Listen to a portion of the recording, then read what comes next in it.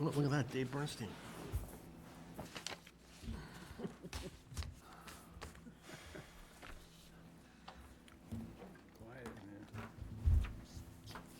You're late. All right, welcome everybody to the regularly stated meeting of the Yarmouth Conservation Commission. This is the meeting for Thursday, April 4th, 2024. This is to formally advise that as required by General Law, Chapter 30A, Sections 18 through 25, and pursuant to Chapter 20 of the Act of 2021, an act relative to extending certain COVID-19 measures adopted during the state of emergency signed into law on June 16, 2021, as extended by Chapter 2 of the Acts of 2023, the Yarmouth Conservation Commission will hold a public meeting at the date and time noted above. The public is welcome to attend either in person or via the alternative public access provided on the notice of meeting available on the Town of Yarmouth website. Again, this is the meeting for the Yarmouth Conservation Commission, April 4th, 2024. Our first order of business is a presentation on for community project from Girl Scout Troop 62610 and the Division of Natural Resources. This is talking about an installation of bat boxes in town conservation areas. Fantastic.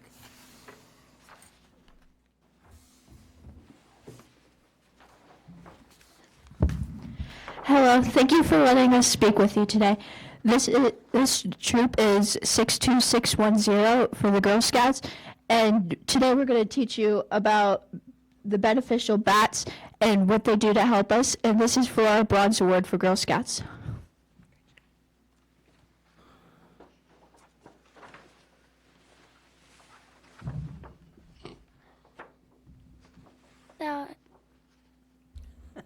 There are 8 species of bats on Cape Cod.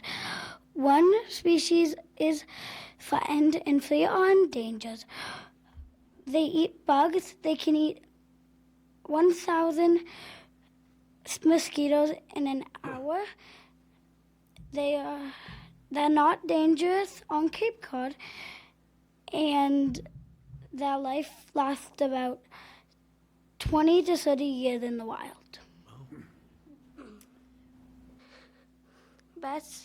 Bats can eat certain types of bugs like mosquitoes, beetles, wasps, mayflies, and flying ants, but bats can be prey to other animals like hawks, weasels, and raccoons.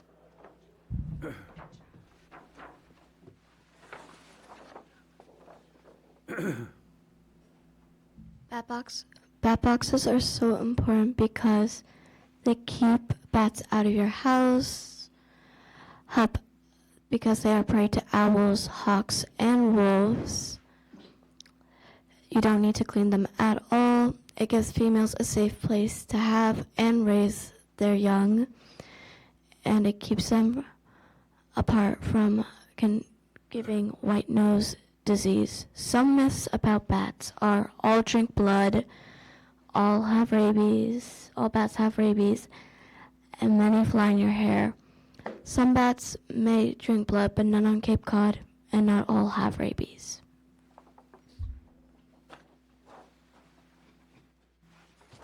She's full of stuff. We're gonna make 10 bat boxes made of cedar wood, and we're gonna make them untreated. Well, they're gonna be untreated wood, and we're gonna put, if we can, we're gonna put the bat boxes on the conservation land near water because mosquitoes live there and they like to eat mosquitoes, and facing east or south because that's where it gets most heat and sunshine. And there's 1,800 acres of conservation land. We already have the bat boxes right here. They last for 10 to 15 years. We're going to make them, and if they're gonna put them up, we're gonna have to put 12 to 20 feet above ground, and the town is gonna help us. And then the bat boxes are gonna look like this, and they're gonna go in through the bottom, and then they're gonna hang from, because there's gonna be a little net that they hang from, and then sleep from there. Thank you.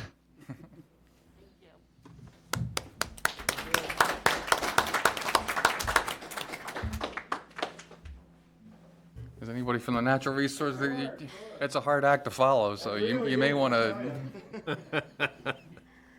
Well, I want to thank the commission for taking the time to hear the troops' proposal. We were very excited when they came and met with us. They had a couple different ideas, and we jumped all over the bat box idea. I don't even remember what the other ideas were now. So. Signs, I think. Oh, signage, yeah, yep.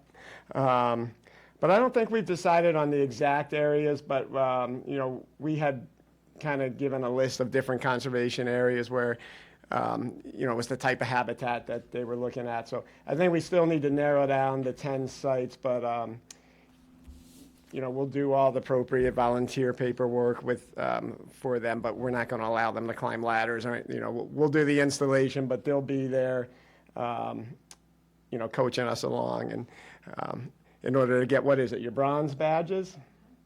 Awesome. So we thank you for taking this in consideration, and thank you for what you do. Have a good night. Did anybody from the commission have any questions for the girls? Yes, I do. Okay, well, we've got one. Where can I get one? Do you sell those bat boxes? We got them donated. You got them donated? Okay, because I was looking into doing one at my house too, because I have a lot of mosquitoes around where I am. So I may be tapping into you to get that information on where you got those. Anybody else? Very good. All right, girls, thank project. Yeah, great. It's a great project. Thanks for coming in and sharing your information with us, and we wish you good luck. And let us know when it comes in so we can go out and take a look at them. Yeah, Okay? good. Awesome, thank you. Great, thank you. Guys.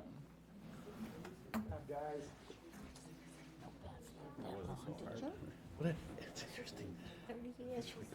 Yeah, I don't know. I wouldn't have thought 30, 15, I can see. Darn it. It is just made 5 feet now. I can appreciate it.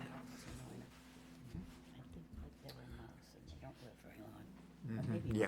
All right, our next order of business is a continued request to amend an order of conditions. This is for SE 83-2340 for Alexander Nemanov, 2 Buttercup Lane. The original was to raise and replace of a single-family dwelling. Proposed amendment is to add construction of a coastal stairway, addition of a bulkhead, not a coastal engineering structure, a bulkhead for the basement, and window wells, relocation and addition of mitigation.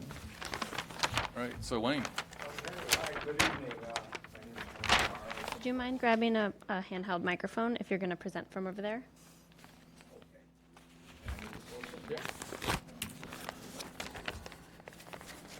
It's for the people on TV. Oh, great. Can you hear me? Sure. Okay, thank you. Again, my name is Wayne Tavares, Wet Tech Land Design. I'm here for Alexander Nemanov and his attempt to get this house going. As sometimes when you exhaust yourself with a project of this magnitude, one of the things that gets forgotten is supervision. So Mr. Nemanov has fallen astray, and he'd like to correct these errors that he's made. Number one, this was called to a halt, cease and desist by the building commissioner because he noticed a difference in the plans. Mr. Nemanov wants to add some light in the basement level.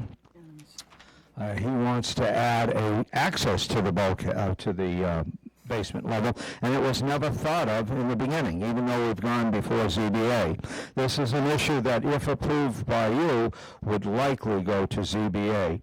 So what Mr. Nemanov has also done, there's a question in questioning the number of trees versus the plan. Now, the number of pitch pines that were cut are exactly the same as on the plan. There's no difference, okay? There was one black oak that was included in the original plan, and that was cut. Mr. Nemenov, because tape fell off of trees, I don't know. He cut only 5 of the 7 locusts. They're invasive species, as we know, so he only cut 5 of them. Then he added one that wasn't on the plan, so he's cut 6 of 7, and actually there's no reason why he shouldn't cut the other 2 down. The one error that was made, and that's my fault, I'm the designer of this project, I tried to keep one tree in the front yard. It was a nice looking black oak right on the property line. And of course, I designed my driveway right next to it. So when the excavator came down, he saw all the other trees in the area to go down, and he removed one extra black oak, which was here in the front. Also, Mr. Nemenov did put up a limit of work line, and he put up another line on the back. It was observed for a while, but because the building inspector prevented the foundation from being backfilled, the excavator took it around in between the quarrels and he ran over some bayberry that's in the back. That bayberry shows right in this area. I checked it out. He scarfed the sod, but I don't think he killed the bayberry. Whatever is dead there, whatever will show its face is going to show it pretty soon because it's spring. I couldn't tell by today, but looks like spring is coming. So we're going to see what grows back here. Whatever doesn't grow here will infill with additional bayberry. That was a whole bayberry patch. It still exists. I believe it'll come back. He didn't run over all of it. He ran over half of it, I'd say, and broke half. Since we were there. The extension of this is very small. We've encroached in an area we've already given to you as mitigation area. So this area that's 6'2" long by 5 foot wide, it may be a ZBA area. Either way, it's a conservation area. Mr. Nemenov has the option of doing open retaining wall and steps with railing, which does not encroach upon CBA's purview, or he may use a traditional basement cover, which does mean he has to go back before ZBA. So this area is approximately 32 square feet, and he's adding lights in the back. He'd like to add a light. This is 3 by 5. This is 3 by 5, so that's 15 square feet, 15, so he's got 30, and some 82 square feet, I believe, altogether of additional coverage. So what we've done is we've taken the area that was removed, and we've added it to the mitigation. We've taken the area to be covered and doubled it and added it to the mitigation.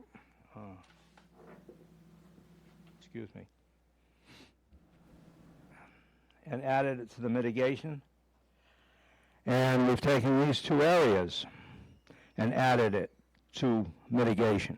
So we've added a strip of mitigation right along the other mitigation area. All in here is to be planted. This is spring. You might ask him to plant it now. It's along this sedimentation line.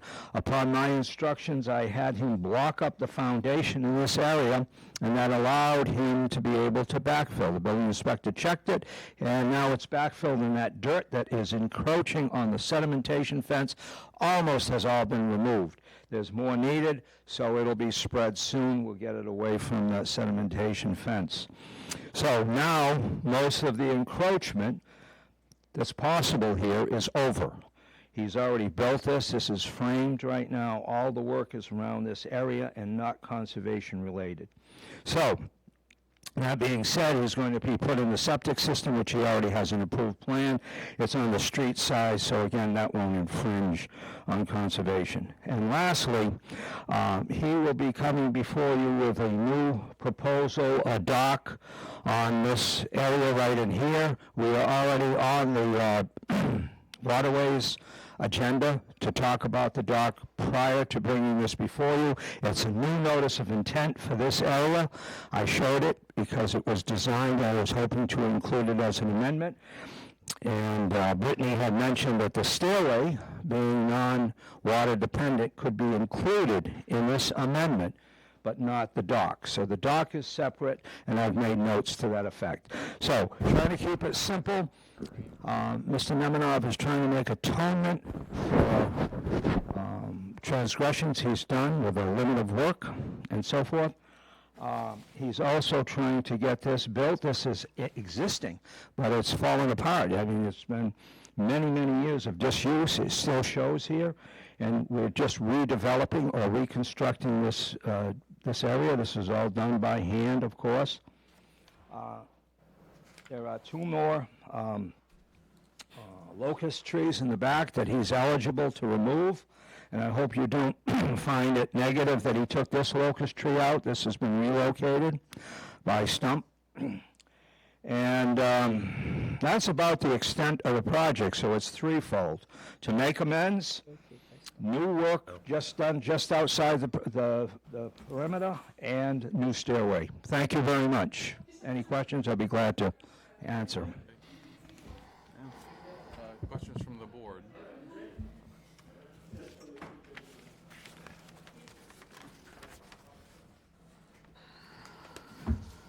No questions? Well, I got a question. Yeah, go ahead. All right, Go ahead. All right, so I guess I don't have an issue with with what you're proposing as far as for proposing today. And you definitely need to clean up the site and do much better with the sedimentation fences and silt fence work limit line.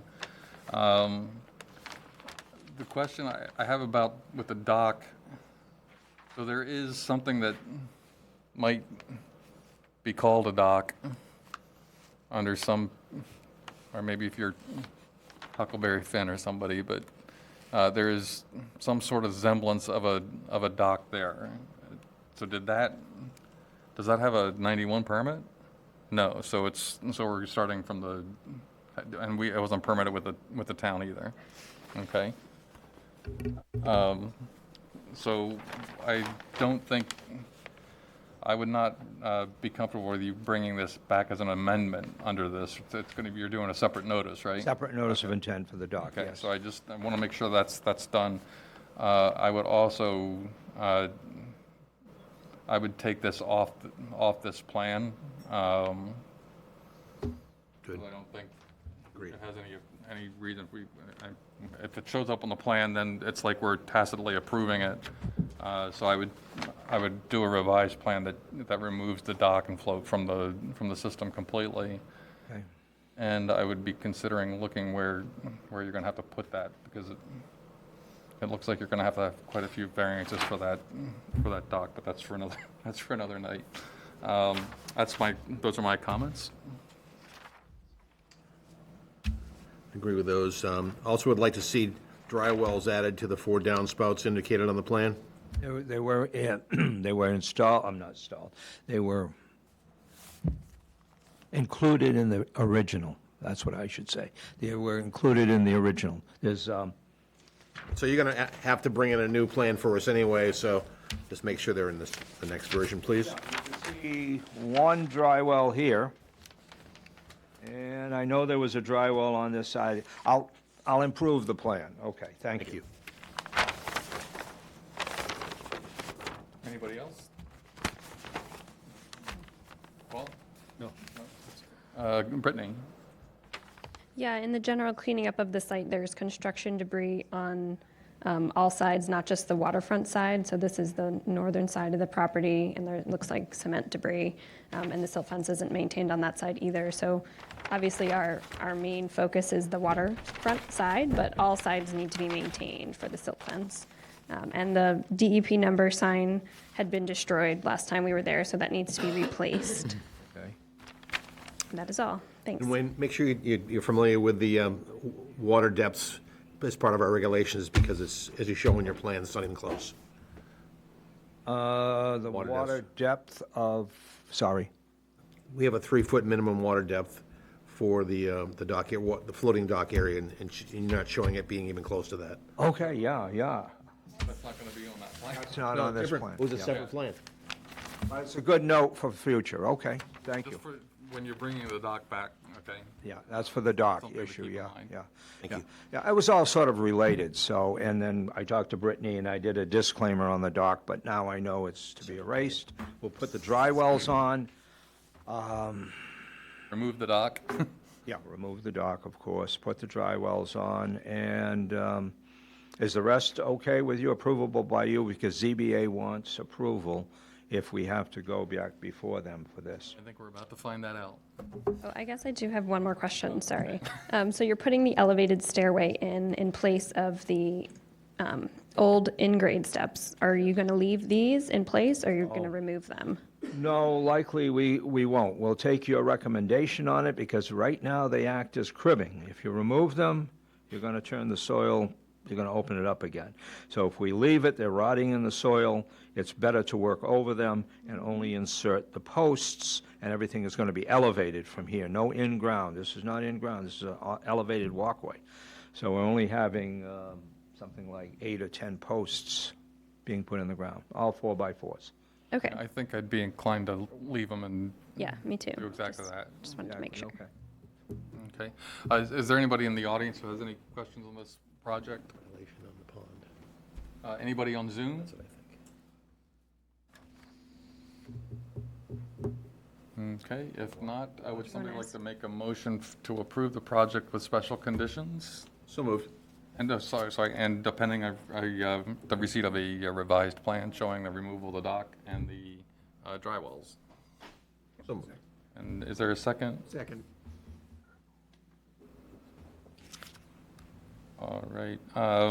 I have to do this as a voice vote. So Paul? Aye. Pat? Aye. Jack? Aye. Ellie? Aye. Aye. And David? Aye. And chair votes aye. That carries unanimously. All right, that's all set. We'll work that as soon as we get the revised plan, we can go ahead and issue then. Okay, so you can issue, once we issue that, then we could do the bulkhead. Well, Once we get the revised plan, then Brittany can go ahead and issue the amended order, okay, and then then we can sail from there. board and all Okay. that. All right, good. Thank you very much. I appreciate it. Thanks. Thanks for getting me on early, too. Thank you.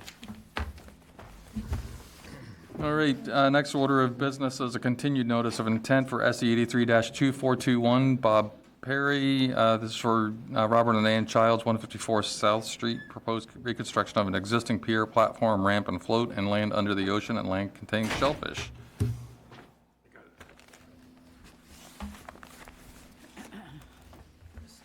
There's only one.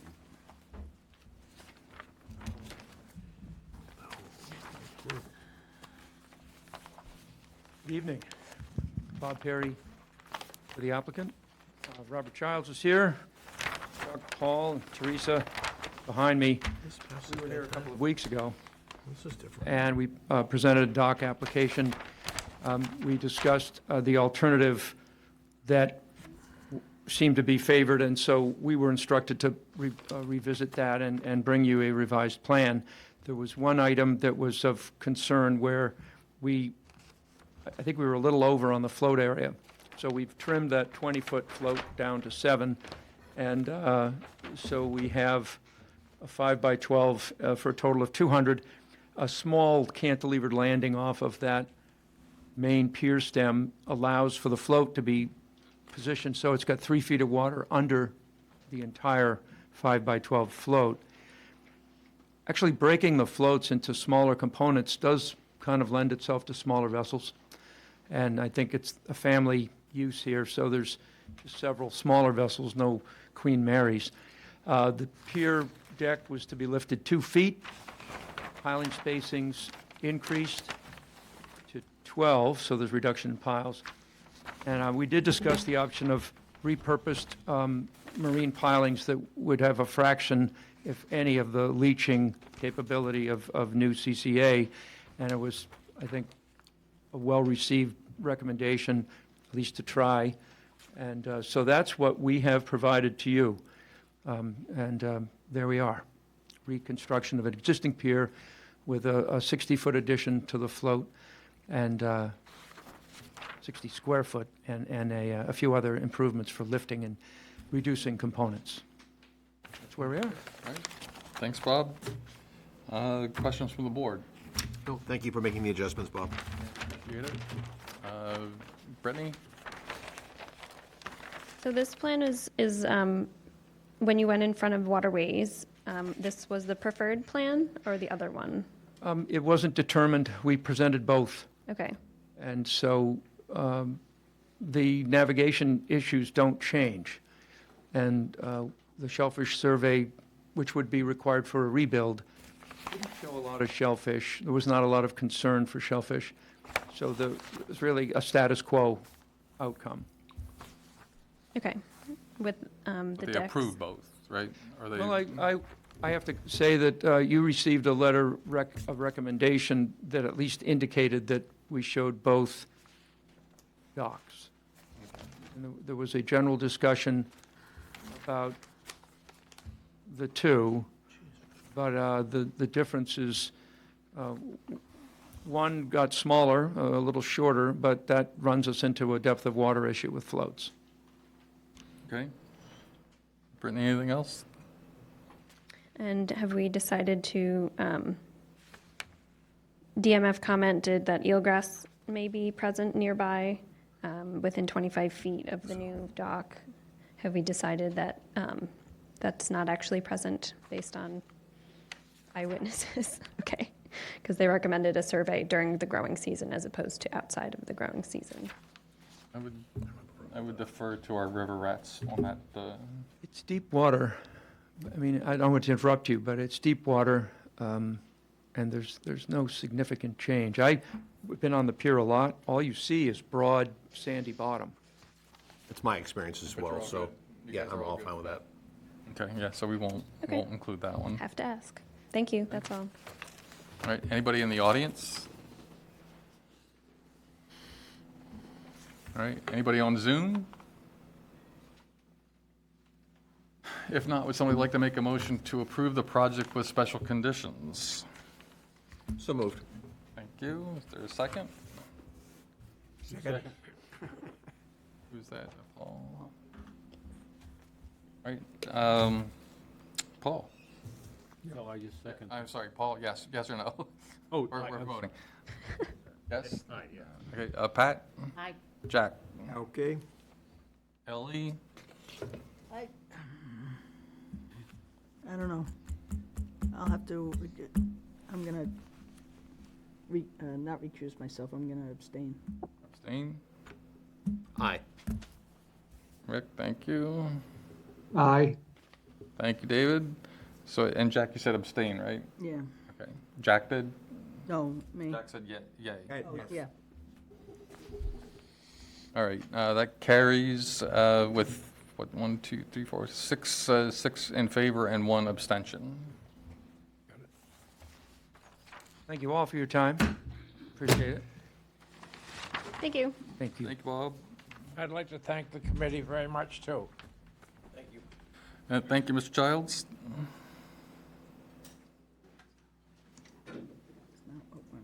Date today. His was a shorter doc, but I wasn't here for the last meeting, so.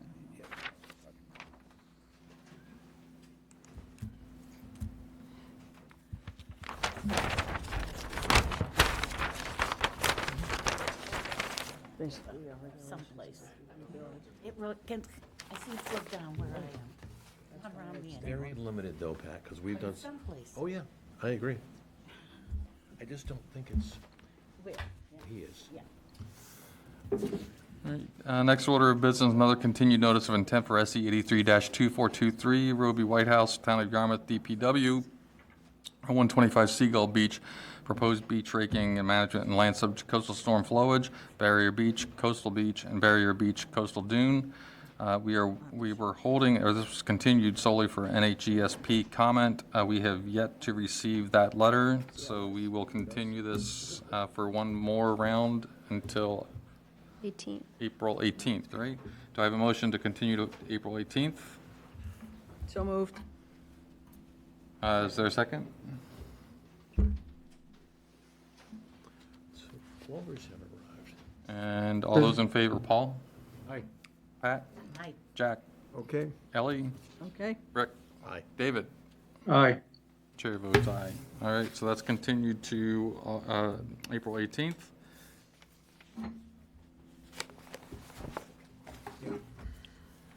Our next order of business is a new notice of intent for SE 83-2426. This is Mariana O'Connor, 20 Seaside Village Road. This proposed construction of a 722-square-foot detached garage with living space within land subject to coastal storm flowage. excuse me, Mr. Chair, may I make on this South Street, are there 2 forms we have to sign? Brittany? No, one is the certificate of compliance for later in the evening, later, the meeting. okay. Oh, so could you put that bottom, could you pull the bottom one out? That's the certificate, right? I didn't even look. Thank you. Thank you. Sorry to interrupt. That's okay. Oh, thank you for bringing that to our attention. Someone's paying attention. All right. Anybody here to represent this? Bracken Engineering or Bracken the Engineering? architect? Hi, good evening, everyone. Just hold on, Robert. Does he know? We didn't ask.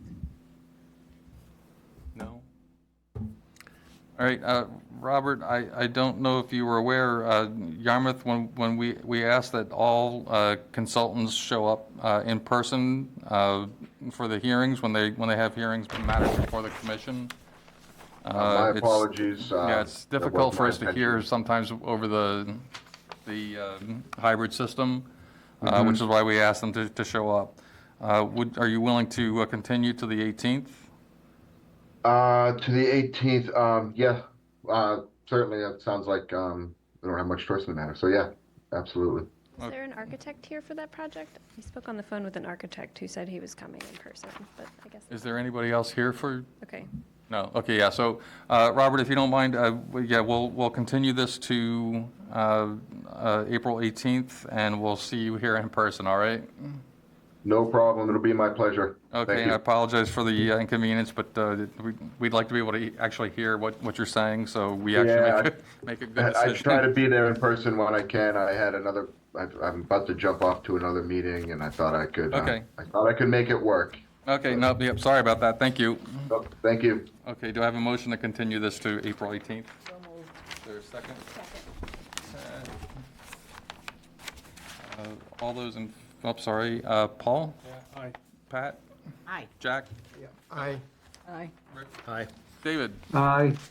Chair votes aye, carries unanimously. We'll see them on April 18th. Next order of business is another notice of intent for SE 83-2425. Dan, who are we here? For Nathan Wetton, Town of Yarmouth, DPW, 218 Setauket Road. This is a proposed replacement of a collapsed culvert in the buffer zone to a bordering vegetative wetland and inland bank.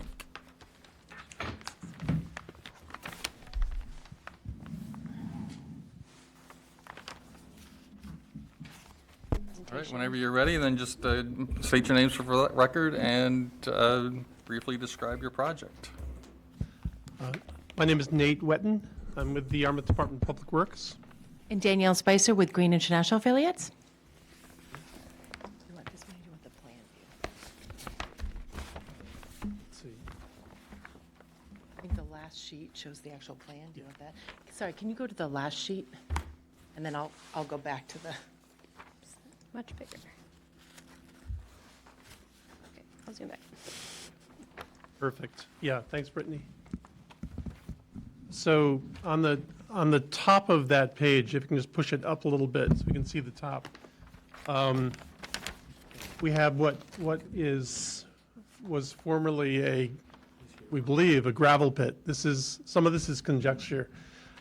It was then became a cranberry bog, and then subsequent to that, the land was gifted to the town as conservation land, and has remained that way ever since. There is a small head wall at the top of the picture. Let's see. Yeah, there we go. That's the head wall. Thanks. And in this head wall, there's a 6-inch diameter pipe, which actually extends, basically it keeps the level of the wetland where it is. The purpose was, and it goes underground and then actually finds its way to a catch basin in Setauket Road. So the history of this is that DPW was doing its spring cleaning of catch basins, and we found out that the 6-inch diameter pipe, which comes out from this head wall, was broken. We couldn't get tools into it. It's a 6-inch. It's a clay pipe. It's very old, but it was functioning as basically a check on the water level within the wetland. And so basically the purpose of what we're doing, if you go back to the plan, Brittany, the plan view,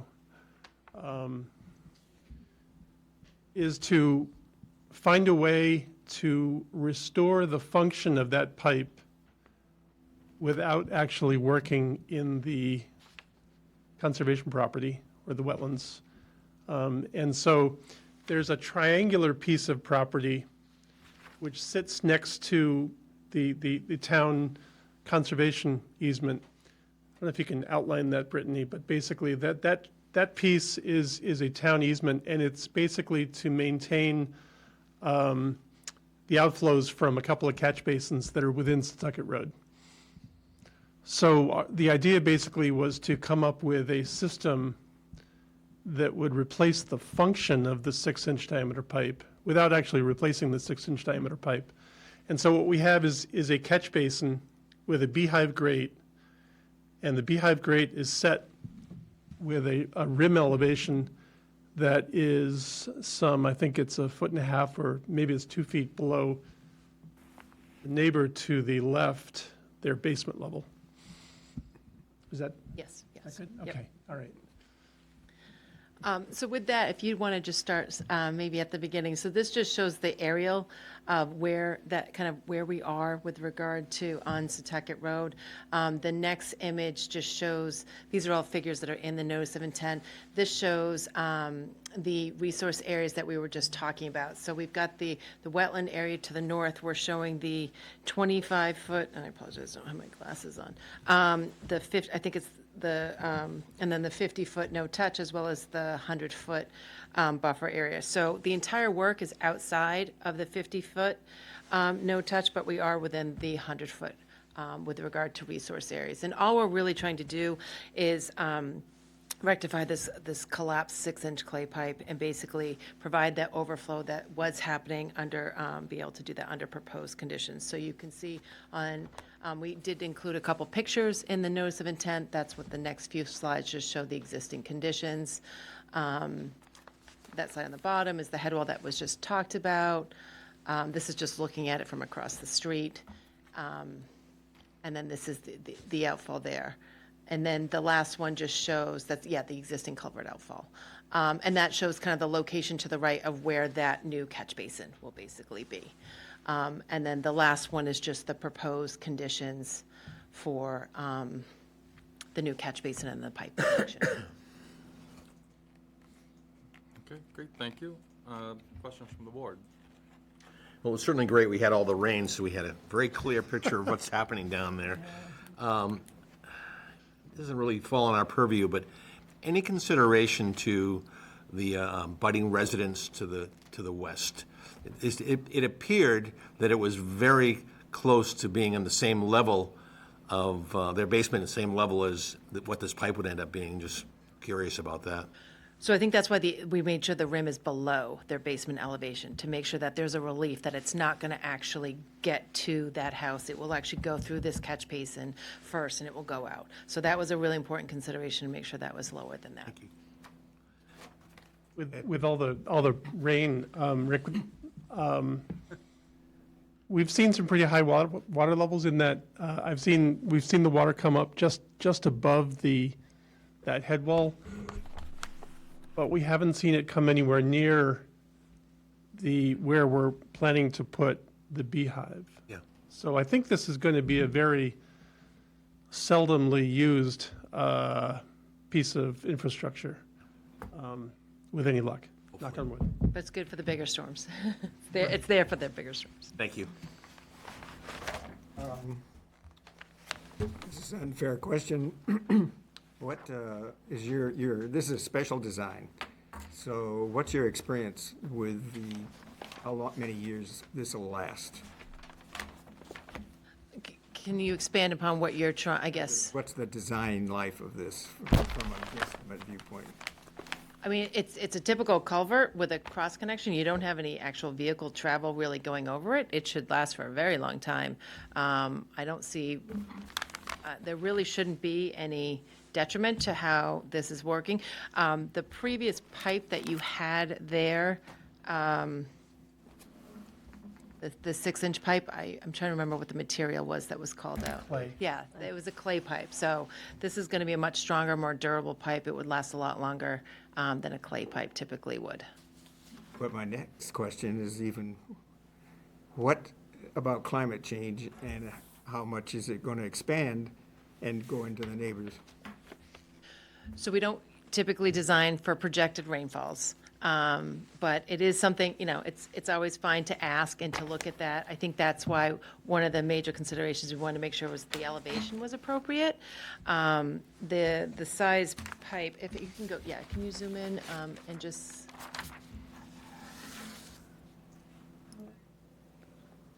So I'm just trying to grab the size. 12-inch. Yeah. That it's connecting to. So, I mean, it's not sized for projected rainfall, but it's certainly, as long as it's open and flowing, you're going to have that direct connection. Obviously, if you have a really significant, very large storm, it could get inundated. But we also need to be a little careful that we're not putting in something so large where you're now increasing downstream flooding. So it's a little bit of a balancing act of trying to make sure we're putting in something that's appropriate for what's there now. And we're not exacerbating something downstream. Right, and the top of the grate, you can see on the Beehive grate, 46.75. I mean, that is below the neighbor's basement, which is 48.2 or something like that, I believe. Like I said before, we haven't seen water elevations in the last year and a half. We have had some good storms in the last year and a half, but we haven't seen anything that's been anywhere near as high as 46.75 yet. So we're confident that this will be a seldom used overflow, that in the event that we need to protect the neighbor, we will. Okay.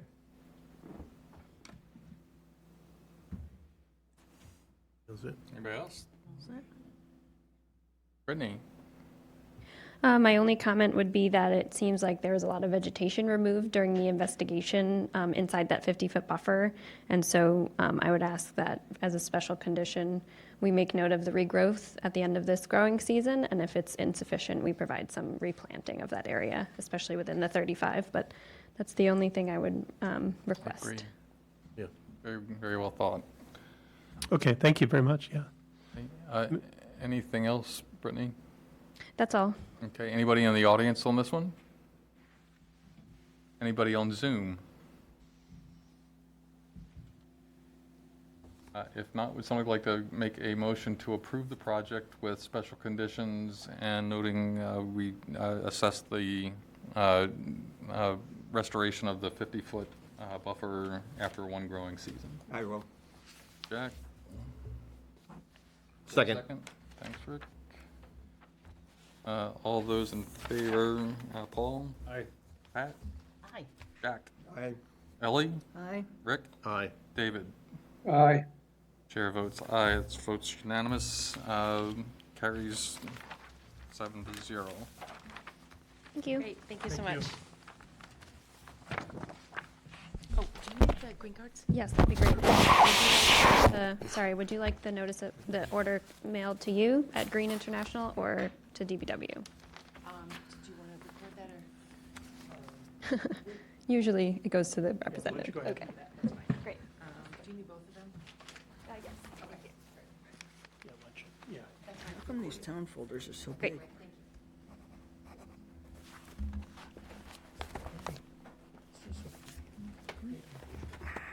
All right, next order of business is another notice of intent for SE 83-2427. Let's see, this is Karen O'Hanley, 163 and 165 Baxter Avenue. This is proposed raise and replace of a single-family dwelling and appurtenances in the buffer zones to a bordering vegetated wetland and coastal bank. Mr. Healy. Mr. Hoops, Mr. Chairman, good evening, members. For the record, my name is Kieran Healy. I'm a land surveyor with the BSC Group representing the owners of the property, Ms. O'Hanley. We are looking to do a raise and replace on this existing lot down on 163 Baxter Ave. It has a second address of 165, as there were originally two lots there. They were both buildable, but Ms. O'Hanley has decided to combine the lots into making it one buildable lot. We are proposing, as I mentioned, a raise and replace of the existing dwelling. We are proposing the majority of the new dwelling outside of the 100-foot buffer. There is a portion on the westerly side that is in, and then the closest portion of the work will be the relocated garage to the north side of the property. Other than that, it's a pretty straightforward project. It's a new house with a relocated garage. The septic system is going to remain. It's a relatively new system and relatively unused, so that's going to remain in its current location. We have spoken to the Board of Health about that, and they are fine with it. And other than that, I'd be glad to answer any questions that you may have. Okay, thanks, Karen. Questions from the board? No. Brittany? My only comments are that our new regulations require that if you're proposing tree removal within the 100, it should be noted on the plan with the trees to be removed. Your project is an exception because the 50-foot buffer is wooded, so it will remain intact, so we won't require replacement of those trees. But for the future, if you're doing tree removal within the buffer zone, they generally need to be replaced if the 50 is not intact. So no questions about your project specifically, but for tree removal in the future. Thank you. We need to locate every tree in the 50 to 100-foot buffer. If it's going to be removed, yes.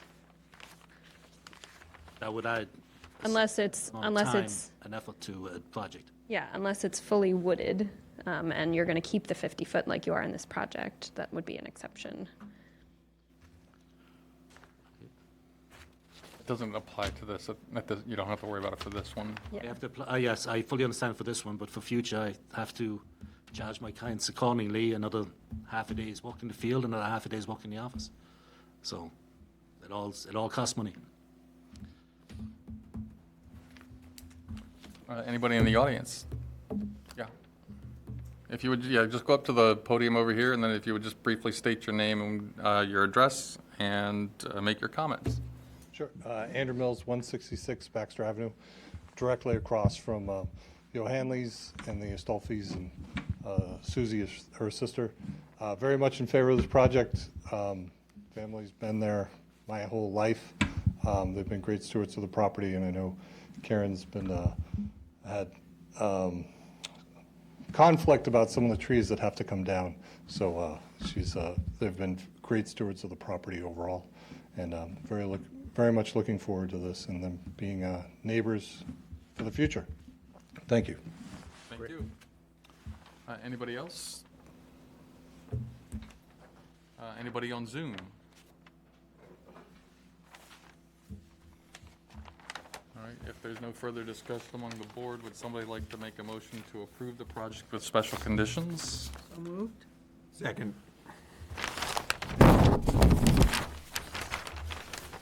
All right, all those in favor, Paul? Aye.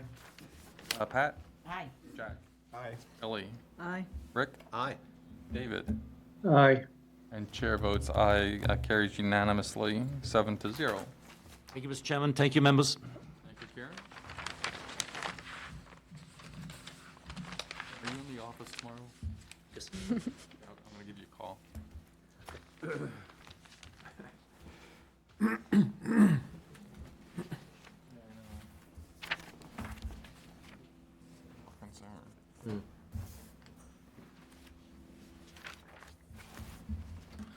All right, next order of business, we're moving to certificates of compliance. We have 3 certificates of compliance, all are easies. So we have a certificate of compliance for SE 83-2313, Harold and Melissa Prokop, 41 Powers Lane, SE 83-2032, Robert Ann Childs, 154 South Street, and SE 83-2346, 17 and 18 Neptune Lane, LLC, that's for 17 Neptune Lane. Do I have a motion to issue certificates of compliance for SE 83-2313, SE 83-2032, and SE 83-2346? So moved. Second. All those in favor? Paul? Aye. Pat? Aye. Jack? Aye. Ellie? Aye. Rick? Aye. David? Aye. And chair votes aye, all carry unanimously, 7-0. So hold on for just a second while we get these things signed. Oops, where's my third one? I have it somewhere here. There we are.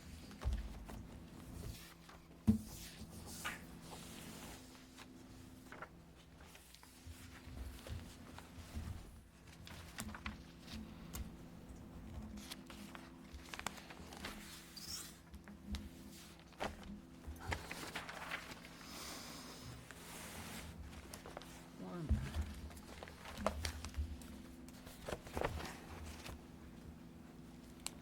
2. 3.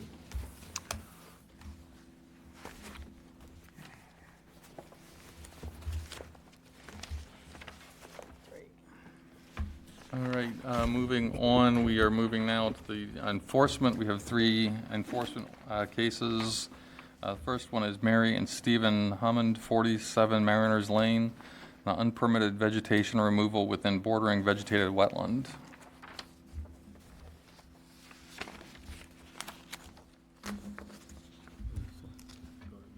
If you get yourself situated, and then what I'm going to do is ask Brittany to give us a quick rundown of what's going on, and then we'll go to questions for you and Brittany from the board.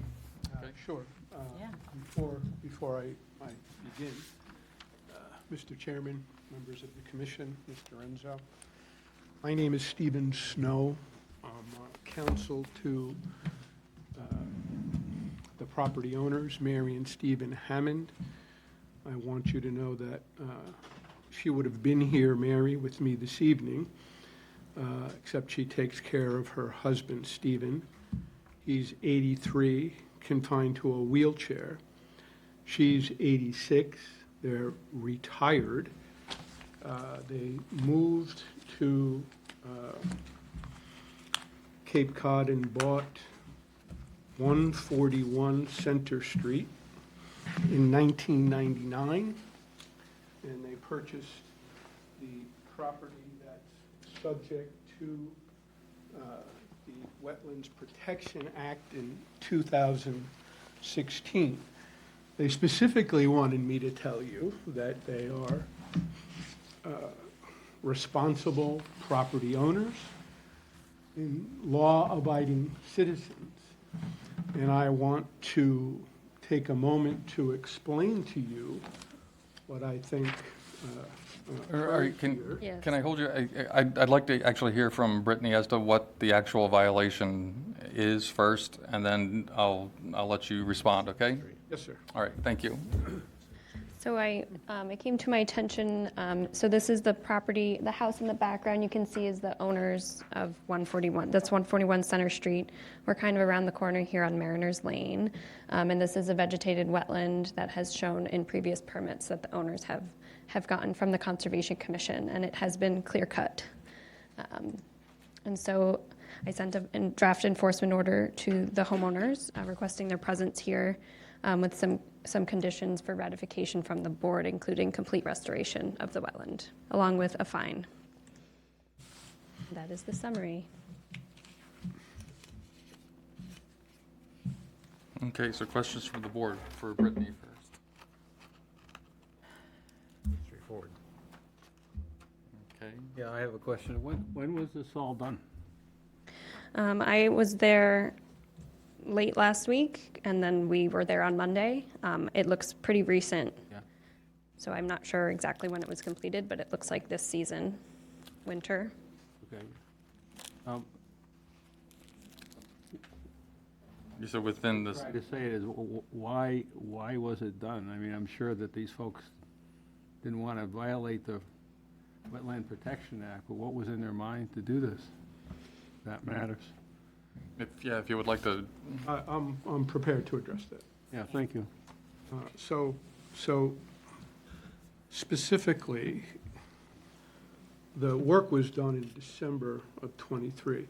This photo that depicts a lot of water on the subject property, that's how it looks today.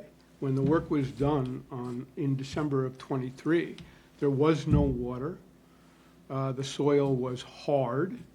There was no indication that this piece of property was subject to the Wetlands Protection Act. My clients had their certified arborist go to this subject property to remove garbage, folding metal chairs, 5-gallon buckets, other debris, and to remove English ivy, an invasive species that had taken over the property. So without admitting a wetlands violation, my clients were not trying to violate the order. They were trying to enhance the property protected by the Wetlands Act. And this is what I've just passed out a copy of to everybody. And you can see that it's directly behind their home. And if I can point out to you here, this piece of wetlands is approximately 4,700 square feet on a 13,000 square foot piece. So it's basically 1/10 of an acre. My client wasn't trying to violate the act. They were trying to clean up the property for themselves and the neighbors. And it did not look like that. I spoke today to the fellow who did the work, a certified arborist. And that's the explanation I received when I asked the question that you just asked of me. who did the work? Yes. Pardon me? Who was the arborist who did the work? Camoli, Jesse Camoli. Do you spell that last name? Camolli, out of Centerville. So the reason I'm here specifically, I'm looking for solutions. I'm not looking for a fight.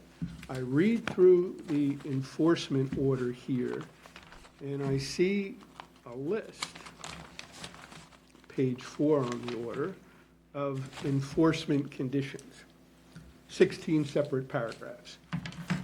What my clients did, and again, we're not admitting they violated the law, they instructed their man to go clean up the property. This is a minor violation.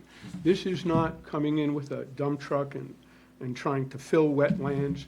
No earth was moved, no excavation was done.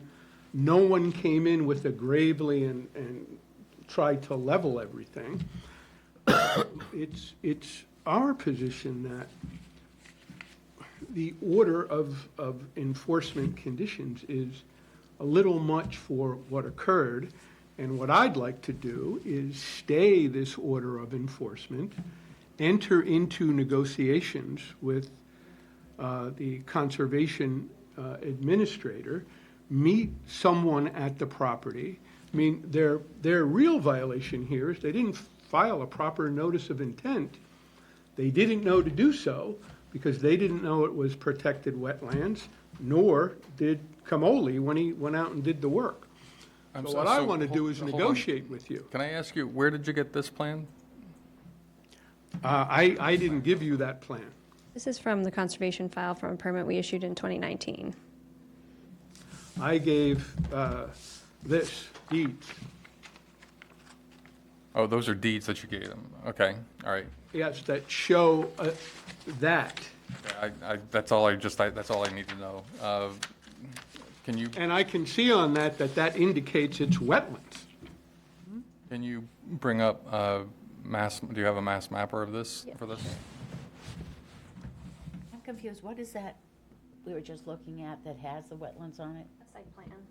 There was a site plan by BSC from When the house was built? 2016, was it? I think they replaced the septic, Madam. Oh, Yes, they replaced. There you go. So it was, but I think it was 2016, if I remember right. That the lot was purchased. When that That plan plan was from created. 2018.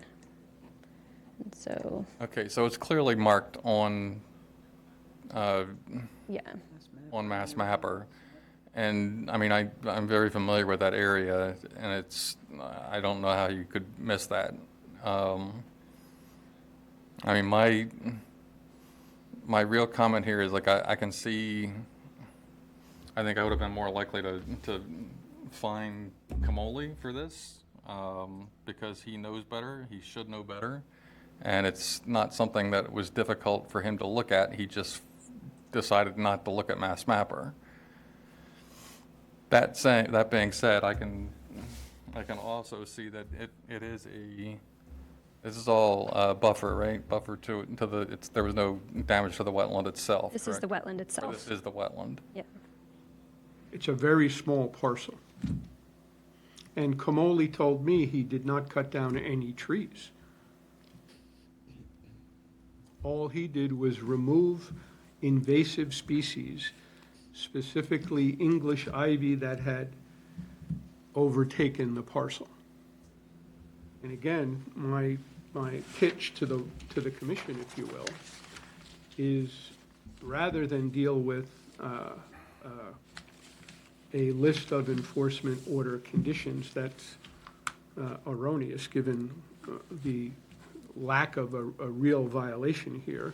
No, wait a minute. You're cutting vegetation, you're altering a wetland resource area. That is a violation. It's not. I understand that. I said earlier that there was no movement of earth or excavation or fill. I've explained the circumstances of what occurred, and if all they did was remove garbage and invasive species, it is not a violation of the act because they're enhancing the wetlands. That would be our position, and what I'm trying to do is work with the commission and avoid going to the Barnstable Superior Court for an appeal because the enforcement condition list is a lot for this particular piece of property. I would like to be at the site with the agent. We'll figure out what needs to be done. We'll submit a notice of intent, and I'd like to go ahead and have the enforcement order stayed. So just to be clear, I thought I had explained to you during our phone call earlier today that the enforcement order and the conditions list that you were sent is essentially a draft. The enforcement order conditions and the requirements under the enforcement order can be discussed here at the Conservation Commission meeting, and they must be approved and ratified by the majority of the commission. So that list is not final and forceful. It is up for discussion tonight with the commission itself, because I am not the governing body. It is the 7 people here. Maybe, I understand, but nevertheless, that's what was submitted to the homeowners who read this and begin to shake in their boots because it's a lot. It scares them.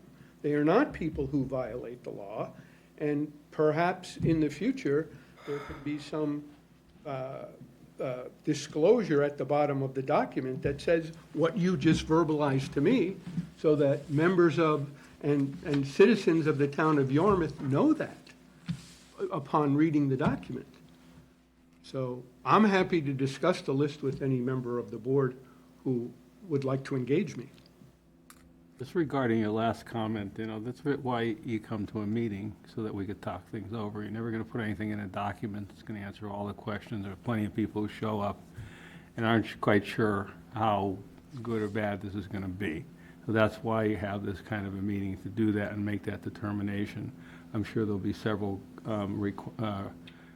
suggestions about how to proceed in some kind of reasonable way from this particular commission. Yes, sir. Well said, Paul. I, as one, would be happy to consider a mitigation plan utilizing native species as a solution to this problem. I'm curious, is there a chance that the arborist is in the audience? As far as I know, he isn't. Some faces I haven't seen before, so, thank you. Okay. Mr. Chairman? Mr. Chairman? Oh, sorry, David, go It's ahead. me. I have one question. You keep mentioning that there was just trash and invasive plants. Is there any proof to that? Do you have any pictures from previous times before they did that work? Are we just taking your word or the word of the arborist? Do you have any pictures that show the site before that work was done? I don't, and I specifically asked that question. And secondly, I agree that it's, whoever said it, that the arborist should be fined for something he should know what he should do before he does any cutting. If he's truly an arborist, he knows that's wetland. I have no doubt. And I think I would vote for a fine for him. And I just want to put that out there. Thank you. So there was a fine issued to the homeowners. Yeah, when did you, this was done on 325. Yes, that's correct. We did receive a citation with the certified mail. And Do you know, have they paid this yet? no, You don't know, or they haven't? they have not. Okay.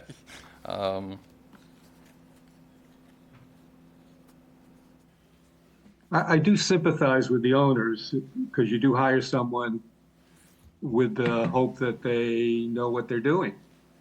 And, this person, I don't think knows what he's doing. So I do sympathize with the owners. Well, I'd like to share with the commission some of the conversation I had with the arborist. And he mentioned to me that, A, there was no water on the site. The soil was hard. Granted, it was December, but there were no skunk cabbage. There was no moss or fern or any other indication, according to what he said to me, that it was wetlands. And he specifically told me that the soil was hard. Now, I want to relay that because that's what was said to me, but I represent the Hammonds and not the arborist. And I think, a fine for them is it's bad business for them, right?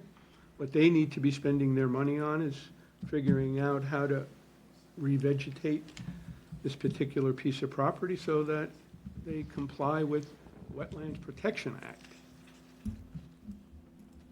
I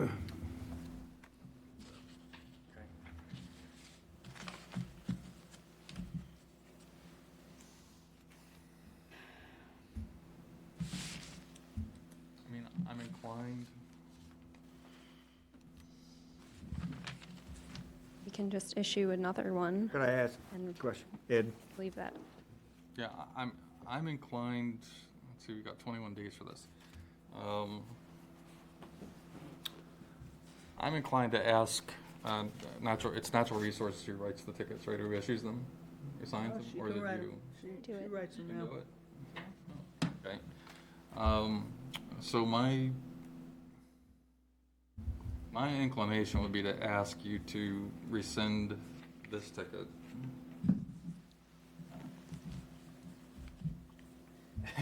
And issue one for Tecumseh.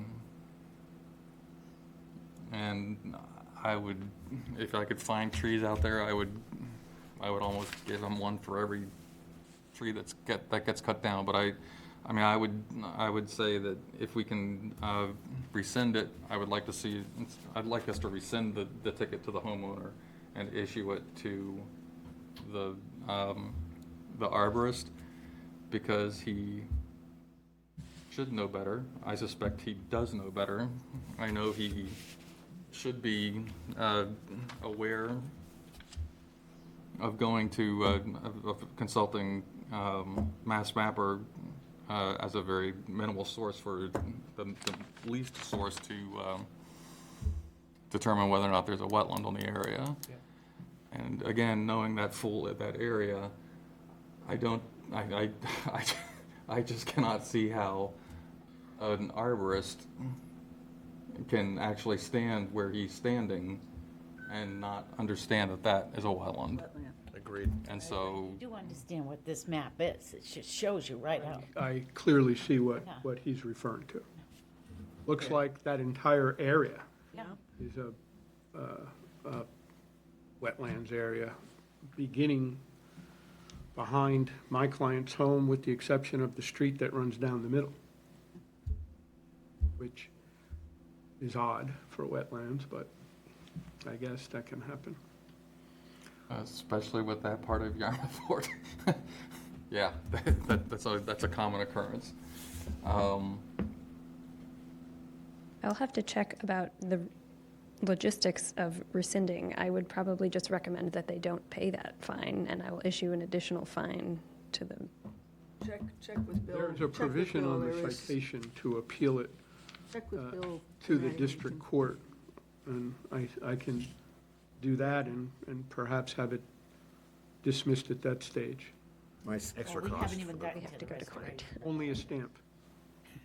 Yeah, I mean, I'm trying to avoid extra costs to your client. I mean, Absolutely. I'm, so I would say if we can rescind it, I know, different town, but I think there should be a way, because you're still within the period that the ticket is still, you still have 21 days to pay it, so. No, it's from her. And I'd be glad to help Oh, that's fine. Sure. make that case for you as well. Thank you.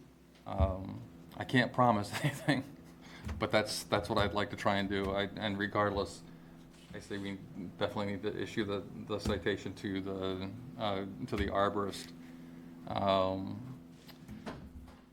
So I will let the rest of the board make their comments if they have any opinions on how to proceed with mitigation. I mean, clearly there has to be mitigation done. I mean, I'm willing to adjust things a little bit. I think you still need to have a wetland professional do the planning for that. But I would be willing to allow in this case, and I mean, I see exactly what you were aiming to do, Brittany. I'd be willing to do something short of a SERP under this circumstance as a single So single for variance to a that. wetlands restoration in the wetland itself, you don't want a wetland specialist to make the plan? Well, I mean, I think you have to have a wetland specialist. I just don't know if we have to be SERP certified. Okay, it says wetland specialist. Don't you have a SERP? Oh, you have that's part of a. It says wetland specialist. Or a SERP. Or a Okay, SERP. sorry. Yeah. I wasn't reading it close enough here. Well, if I can ask a question, please. So when the folks hired this guy to come and he cleared everything out the way he did, and he's talking about pulling out English ivy and so on and so forth, I would think there'd be a discussion about the fact that all this stuff is going to come back unless it's dug up from the roots. And so did they have a plan for what they wanted in that area? And could that be merged with the restoration plan that we're talking about with the help of a wetland specialist? I think that's a very good idea because it's going to come back. And had they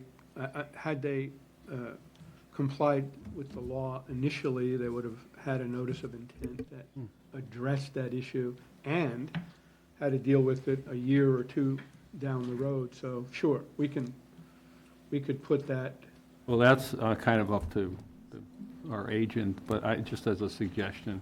No, I'd love See to what she meet has a representative of the office at the site with a certified professional, go through that with them and come up with a plan that is not exorbitantly expensive in order to restore these wetlands to the condition Is this they how were the in streets prior look? to. Yeah, so this is the wetland from the other street, so this is from like right here, looking at the wetland. Lots of vines. I was just trying to get a sense of. Those trees are still there. It's when you go around the corner that it looks like that. It stops. They don't have the imagery from this street. It stops. Oh, That's where it stops. Yeah. And on that road, that backside of Mariners, I was there myself the other day, and there are a lot of downed trees, and I think that property now depicts the condition that my clients were trying to prevent their property from becoming, and that is as if no one was taking care of it.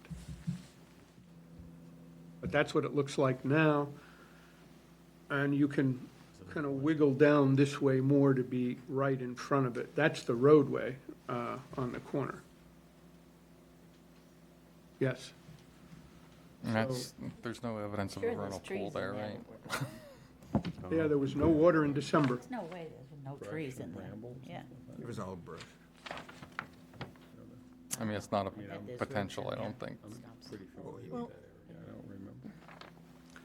We were Okay. over there. And it was, So if I may, just one more time, Sure. Mr. Chairman. let's see.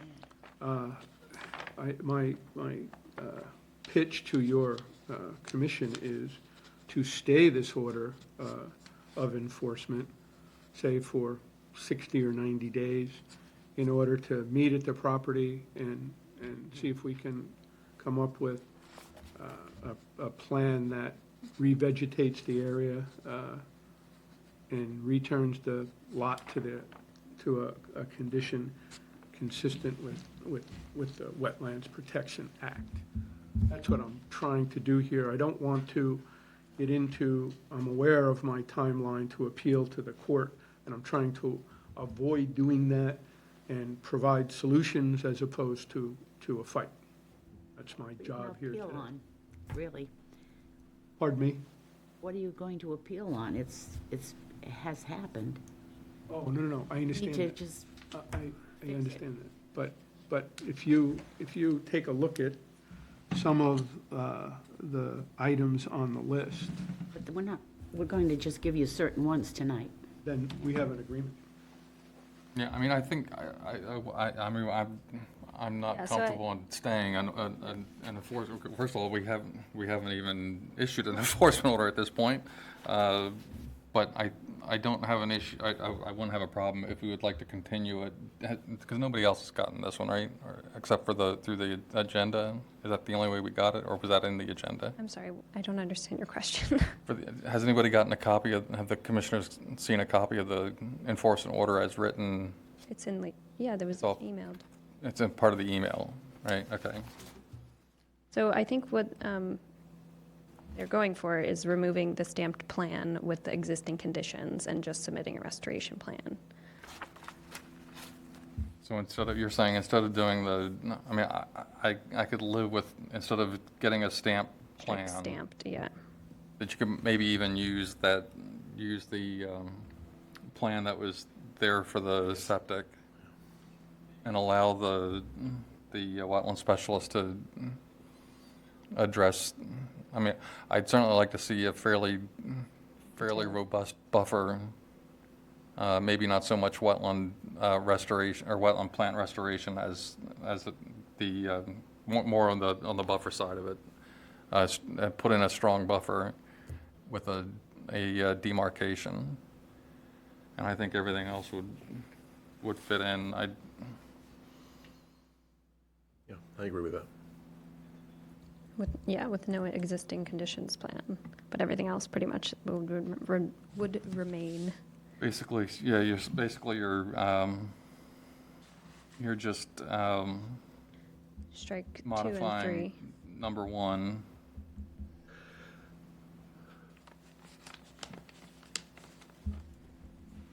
Is there evidence for tree removal? I mean, that you can see, or? I didn't walk on the property because I didn't have permission to walk on the property. So I only saw what was from the street. So I'm not sure if there were trees. So maybe a written statement from the wetland science or wetland professional then as to whether or not, and if there are, then we might have to.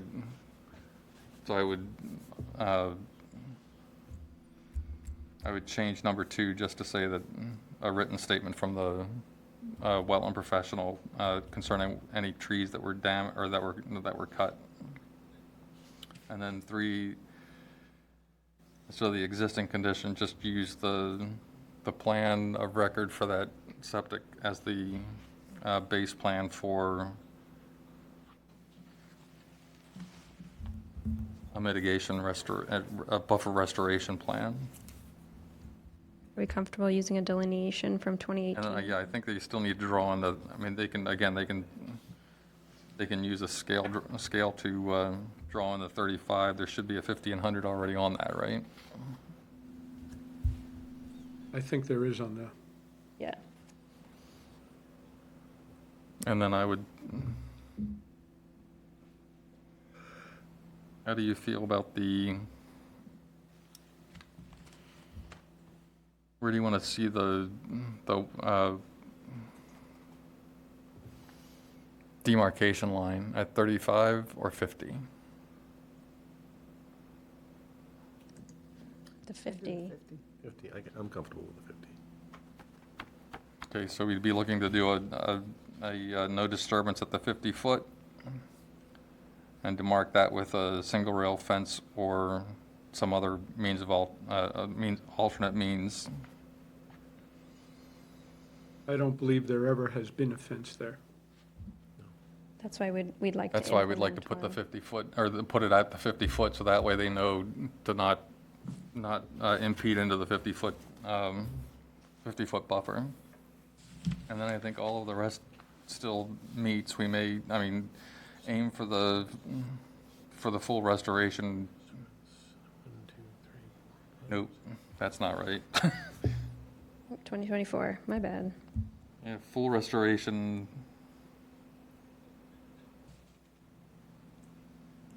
You could aim for June 30th of 2024.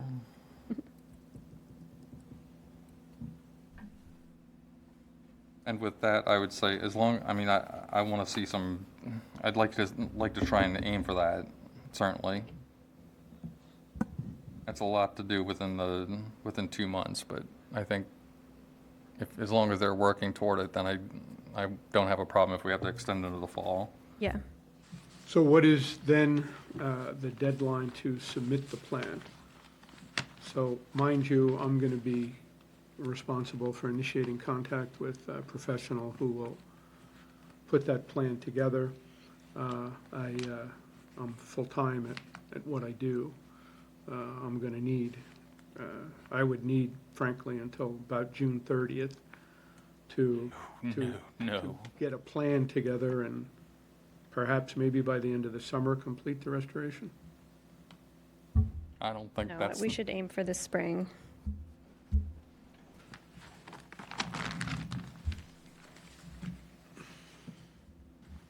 I think that's unreasonable. I think you can certainly get the plan by May 15th, and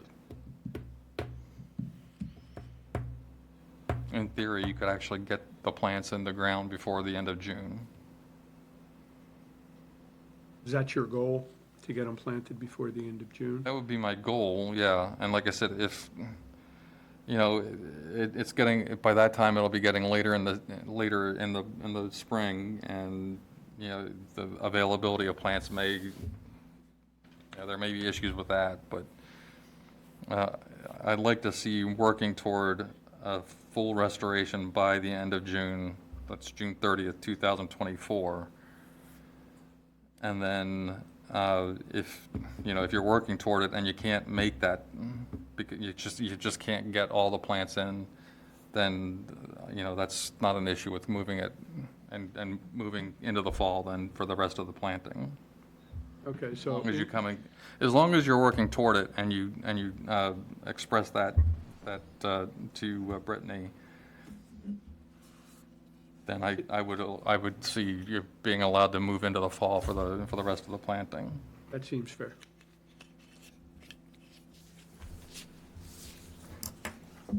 Okay. Do you want to take another? Yeah, I'll revise. Crack at the for our revision, conversation. and then in the meantime, you can start the hiring process for finding a wetland professional to do the. I actually received an email from Brittany with names. Okay, so you have a list of contacts you can contact, I will start on that. and then we'll look into the possibility of rescinding the ticket from the homeowner, and regardless, we will issue to the arborist. And you'll issue a new set of conditions for me to follow? Yes, so we'll reissue the enforcement order with the commissioner's signatures after they vote to ratify it and with the new condition list. Thank you. Mr. Okay, Chairman, so- thank you. Members of the commission, thank you for your time. Right, and do you want to just go, we'll go ahead and You want to review that? vote, Yeah. I'm fine with you voting and then, and then as Reviewing long it. as you can, yeah, just clear, yeah. So, would somebody like to make a motion to? Question? Yeah, Jack. A little background on this. How long have they been there? 2016. They purchased 141 Center Street in 1999, which is the abutting lot to 47 Mariners, which was purchased in 2016, November, I believe. And was the original purpose of their clearing it? Because as I visited, I didn't see, they still have brush in the back of their yard. They still have, so that they really can't see through the brush in the summer to look at that land. What was their original purpose? To clean out the trash that had been thrown on the lot. I was told specifically folding metal chairs, a folding metal chair, debris, and 2 plastic 5-gallon buckets. And so then, is that original plan that shows the wetland for the septic system, is that in the deed? Plans don't usually get attached to the deed. But it was at the time that they were buying it. I'm sure they probably went through a septic inspection at the time, as part of the sales process, and the septic probably didn't pass, and so it had to be upgraded, which is why the plan was drawn up to replace the septic then. I would imagine. Yeah. Just, yeah. Okay, so would somebody like to make a motion to amend and issue the enforcement order, or revise and issue the enforcement order as discussed, to rescind the ticket to the homeowner and issue a new ticket to Camoli Landscaping? So moved. So, second. Thank you. Paul? Aye. Pat? Aye. Jack? Abstain. Ellie? Aye. Rick? Aye. David? Aye. Chair votes aye. So that carries 6-0 with one abstention. All right, and then you'll have it, you can check with Brittany when that finishes up then. I will. Or when she gets Thank you all. that revised. Appreciate your time this evening.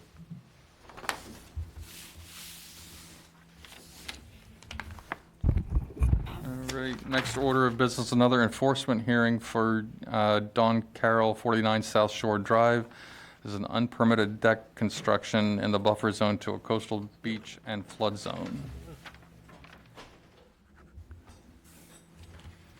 Okay, so this is another enforcement hearing. Thank you. Lots of photo evidence on this one of past and present, just loading them up. Fields.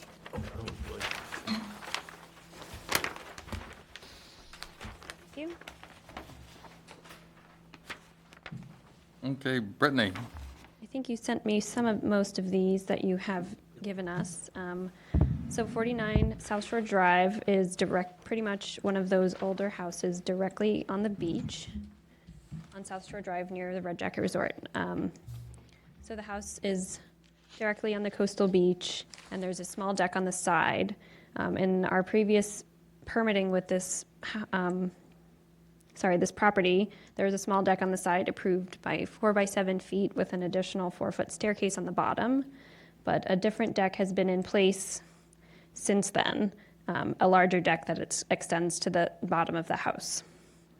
And this deck was destroyed this winter, and the homeowner, thinking that it was approved previously, built it in to replace it.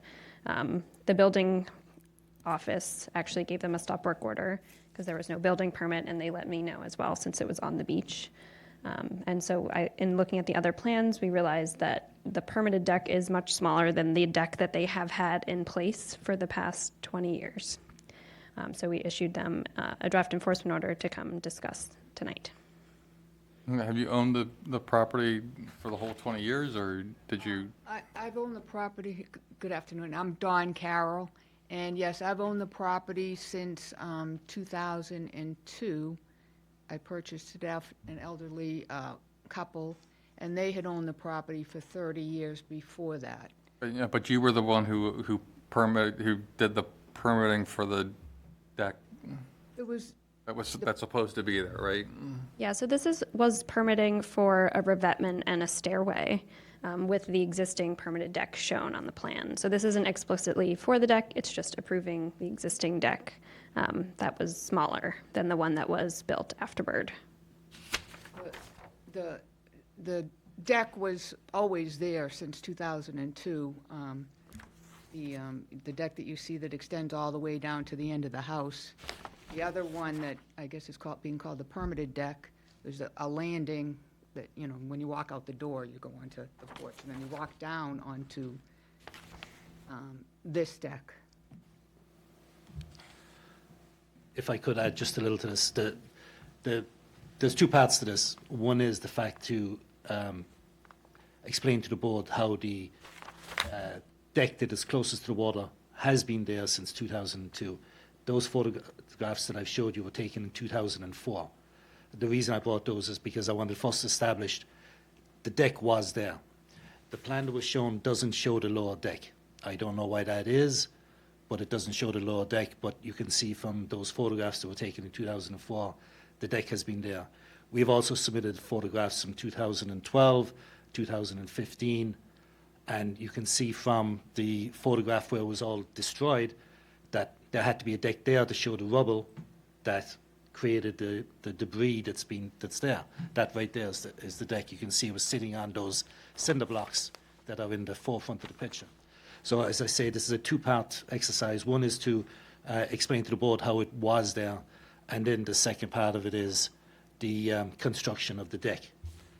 Granted, the construction of the deck should have had a permit from this commission, but being demolished in the storm, it was just being rebuilt in its same location that it was before.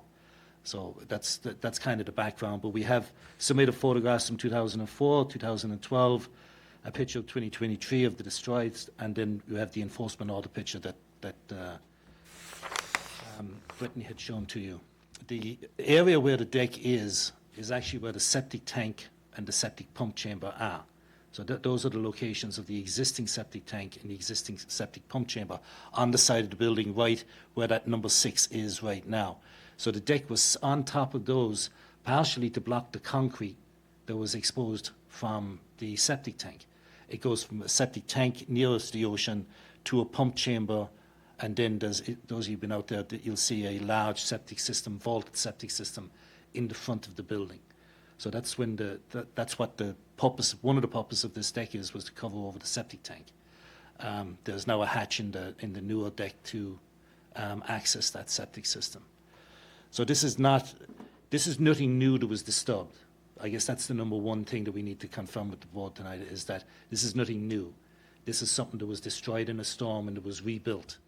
It should have come back for a permit to this board, but it didn't. But it was there and it was destroyed, and we look to replace this. We would ask the board to grant approval of building this and then come back with an after-the-fact filing to allow us the construction of this deck. Just interesting. Who did that old plan? East Cape Engineering. What was it? East Cape Engineering. I'll have to open the notice of intent because I can't read the stamp. 28 Orleans. Oh, Tim Brady, It's just confusing to me because I trust the old plans, but I obviously see that the deck has been there. But it's tough when you have an approved plan that doesn't show it. Oh, here. I take it this is the plan. I have a quick question. It's on stamp. Have you been out there this morning to see if it's last night? I was out there yesterday. I didn't go out there this morning. I was out there yesterday. I was just wondering, Well, was it's out of the something last northeast night? As opposed to the southwest, southeast that we've been getting, so. Well, still, it was something. What I was surprised at yesterday, I was out there at low tide. And the location was about 5.5 feet above where I was standing at the water's level. So I was surprised on the south side to see that the water had run up that far and actually damaged that area. And so the other part of, there are two open orders, or sorry, two expired orders that have not been closed out. So if we end up requiring a notice of intent, those two old ones would also have to be closed. We are aware of that, and we do plan to close the two existing orders of conditions.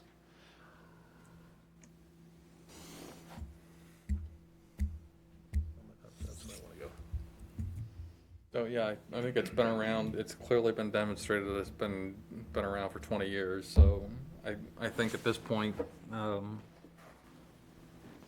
think it's probably better for us just to get it, After the fact. filing. do an after-the-fact filing, and Thank you. the only bad part about it is I think it's gonna be a notice of intent, so it has to be an after-the-fact notice, but it gets you where you wanna go. We're happy to do an after-the-fact notice, but because it was an emergency destruction, I think we could do it without so, but we'd be happy to do an after-the-fact notice if the commission. I'm sorry, you deal with it because it was emergency. Because it was demolished in a storm. Right. You could do that under request for determination, right? Do it as a, As an RDA with a As an stamped RDA. plan. as a what? As an RDA, he said. It's Yeah, on the we need a coastal plan- beach. We need a plan, an existing plan. Well, he a would have to plan do a for the stamped, existing it would have to be a stamped plan that would show the deck. And we fully expect to do a stamp plan. That's not a question. We fully expect to do a stamp plan. You know, given the length of time it's been out there, I'm good with that. I could live with the RDA as long as a stamp plan. Are you good with that, Brittany? Sure. Good. All right, we'll do a stamp plan, and when would we like to get the stamp plan?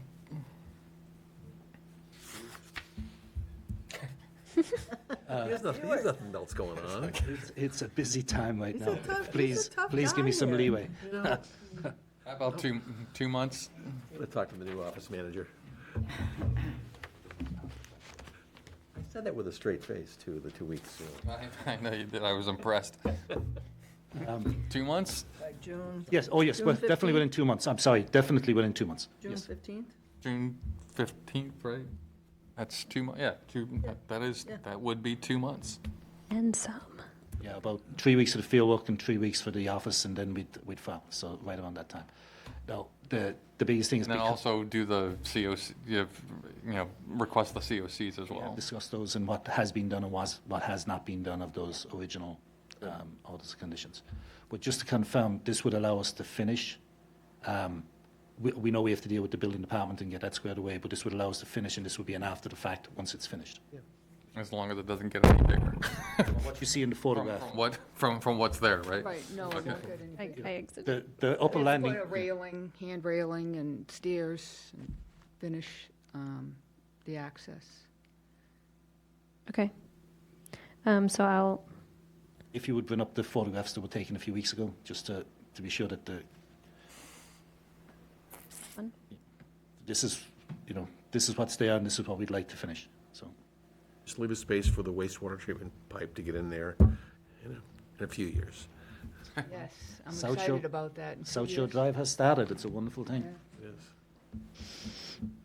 All right, would somebody like to make a motion to receive a stamped RDA plan showing the location and dimensions of the Rebuild. deck?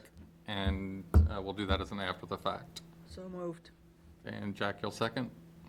Okay, all those in favor? Paul? Aye. Pat? Aye. Jack? Aye. Ellie? Aye. Rick? Aye. David? Aye. And chair votes aye, carries unanimously. Thank you, Mr. Chairman. Thank you, members. Thank you, Brittany. Thank you very much. Thank you, Mr. Healy. Always a pleasure.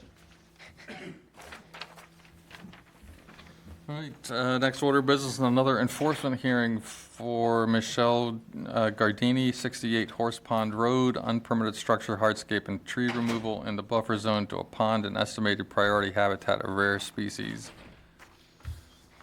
Hello, yeah. I feel like this is like the one that just keeps giving. Yes, so this property is 68 Horse Pond Road. It is on Horse Pond. And it's on Horse Pond, and the pond shore all the way up to the house and into the backyard are estimated and priority habitat. So it came to my attention that a shed pad was constructed, although at the time of issuance of the enforcement order, I was not aware that there was a previous shed there. So there was a small shed over here that that fell down or was damaged or torn down, and the homeowners implemented a new but also larger pad to put in a new shed. I think a tree or two were removed during this. I am not positive about that. We will have to ask the homeowners, but that is why the enforcement order was issued, because construction of an unpermitted structure, although I did not know there was a shed there previously when I issued the order. So we're here to discuss the priority habitat. It's also within the buffer zone to the pond, and whether or not trees were removed in that process. They do have a building permit application in. I am not going to sign off on that until this is squared away, but they have initiated the building permit process.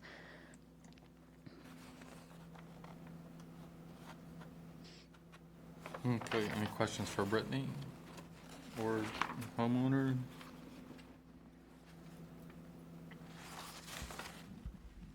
That overhead shot, it just appears that the lawn goes right to the water, which is another issue for this. Yes, so there is also an existing, so there's a wall. I don't have photos of that side. So there's also, we have an existing violation with this property. 2 years ago, they cleared the pond shore habitat, and we had them, we required that they file with Natural Heritage. Still working on that, right? That has not yet been completed. And that's 2 years ago, right? Yes, they are working on it. I have been in correspondence with the consultant, but he has been working on it. Is that new construction bigger than the existing shed that was there? Slightly. And can you guys say your names for the record? Yes, my name is Ludo Gardini. I'm Michelle's Gardini husband, property owner. My name is Alec DePaula. I'm the friends with Gardini, helping him out with the shed. Or you both built it yourself, or is that what you were doing? Or? So, Mr. Gardini is, his office is all the way up in Waltham in Boston, and I live here on the Cape, right in West Barnstable. So anything that he needs on a house, I try to help him, and I have a construction company. So we talked over the phone. There was a broken tree that fell on the shed, so I sent a couple of my guys there, and they, removed the broken tree, and removed the shed out of the way. And we laid down the gravel, thinking it would be the friendliest way to put the shed on, instead of putting footings and stuff like that. So. Okay, and so there was a shed there. It's just the shed that's replacing it is slightly bigger than what was there. Is that correct? Yes, Mr. Chairman, and the reason for being a little bigger, because we put out the kayaks and boats on the beach, which disturbs the natural habitat. And doesn't preserve the boats. So then my idea was just to put everything inside the shed when we are not using the house and over the winter, so we don't disturb. You see, one, it's horrendous for the environment, damages the boats with the sunlights and UV, and the only reason we put a little bigger because some of the canoes are 13 feet. So I read that I could put, so the shed is 10 by 15. I believe the prior shed was 6 by 9. I'm not sure. As you can see, there was We've been in the house for 3 years, and we take very good pride. This is my happy place. But I would like to keep neat and clean for everyone to enjoy. We are side by side to the reservation conservation area. On the left of the house is our conservation area, and we take very much pride of it. We have all the wildlife coming to the house, and we preserve. We don't disturb anything. Exception when my kids were playing. I have 2 daughters, 9 and 7, and there was a lot of glass at the beach. When you clean up the beach, a lot of debris and dirt from the prior use. The prior use was for an Airbnb. We don't rent the house. You don't lend the house. And I would like to keep the property very neat. So that's the reason I decided to replace the shed. It fell a branch on top. The ceiling, the floor of the shed was rotten. It damaged all the equipment, and a branch fell on the roof, which broke, so it defeats the purpose, and then had to be replaced. I did the application for the shed. It's still pending here, Brittany, and I understand, and I'm here to make it happen, and whatever the conservation requires, we are going to do. Okay, so I think, we're asking for a restoration plan with the full planting protocol, which I think is appropriate. I think we need to, the plan itself should also include the new, the location and the new dimensions of the shed, and whatever is the difference that needs to be mitigated for with the planting. So, excuse me, on the shed, there was only one tree that was broken, and that's the only reason it was removed, and that's the whole, one of the reasons. That should be replaced. Absolutely. In kind, Yes. and Absolutely. with at least like a 2 to 3 inch caliper tree. No problem. Mr. And Chairman? then I would also, again, because you're making the shed bigger than what was there, we would require that you mitigate for that, and that, what is that, it's a 2 to 1 for that zone? Mr. Chairman, There it may I is. interrupt you first a minute? Mhm. Why would we consider even reviewing this, given that they have an issue that's been out there for over 2 years? I'm a little confused. I'd like someone to explain that to me. You know, it's a serious issue that has not been, it doesn't seem to me that they've taken it seriously. No, we have taken very seriously. We hired the professionals. And Years? Exactly. The professionals are now getting back to us. We've been following up, bringing his testimony to that. We've been following up with them, with the engineers and everything else, and they don't get back to us. Trust me, the least and last thing that I want to do is having problem with conservations. I don't know where else to go or what to do. We asked for the plans, we asked for a plan. The initial answer to me was, let it grow. And I said, I can't do that. And we've been requesting a follow-up for over 2 years, so we're not in violation. There is no intention to be in violation. We've been doing everything to our power to ask the professional certified. We hired the ESA certified people, but they don't come to the property and they don't give them the plans. And then it's beyond my control. My wife has been in contact with Brittany, trying to resolve this matter, which has been, I understand your position, but we are trying to do everything we can. But we depend on other people to get this done. Yeah, Rick, I will say I share your frustration. I feel like I've been strung along and not being cooperated with, but I issued them 2 fines. They paid both those fines. Michael Ball started with them last summer in July. I email him every month. He last was at the property in November. I had contact with him in November. Since January, I've been emailing him every couple of weeks asking for confirmation that their submittal. He has a check from the homeowners. And we're still waiting from Natural Heritage. Last week, I asked twice last week if he was going to submit to Natural Heritage, and he said he was going to, and I still haven't heard from him, so. But he has not, okay, so. So I understand your frustration, and I share it, but I also understand the homeowner's frustration. I want to fix the situation, I promise that. I have no intention. Again, it's my happy place, and I love the vegetation. We bought this place because, we live close to Boston, and it is busy, and here it's my happy place, is where I can relax and enjoy my family. And I love the green. And I don't want any problems here, and we are doing everything we can. Hope you can to solve. appreciate why I voiced that. No, I understand, because given the fact, oh, has been 2 years, nothing has been done, but then we've been actively working on that. But again, Brittany is conservation, and she's emailing every month, past 2 weeks, every 2 weeks, and no response.